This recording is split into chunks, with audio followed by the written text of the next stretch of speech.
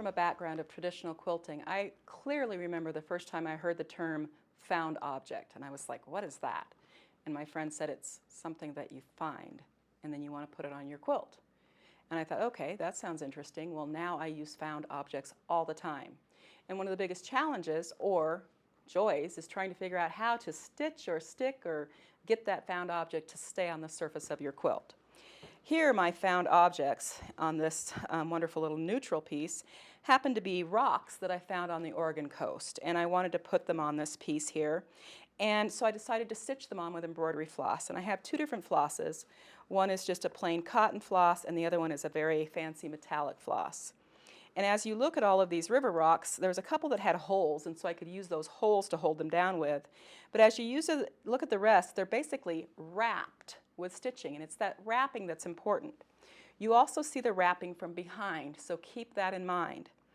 These days, judges don't really take off for that as long as it's done neat and tidily, so make sure that it looks good on the back too. We want to wrap that found object so that it stays in place.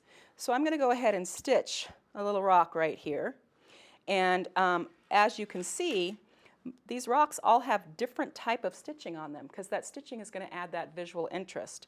I really like this one that's radiating out of that hole, and this one that's going through the hole but not going through the others and other places. Now, if you want to make sure that these don't fall off, you can always glue them down first, but make sure they're good and dry before you go to stitch them on. Generally speaking, though, if you cross over the found object somewhere near the middle, it's going to stay. So I'm going to come up from behind and then cross over the middle in one direction and pull down firmly. Then I'm going to come up from behind and cross across the middle in the opposite direction and pull down firmly. And then I know that rock is probably going to stay in place. Then if I want to do some more decorative stitching in between, I can. So I'm going to go ahead and stitch across here, and then come over here and stitch across in the opposite direction.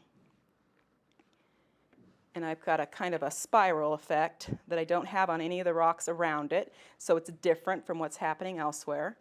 I'm going to tie a knot and then clip that thread to that knot close, or bury the thread and then clip it.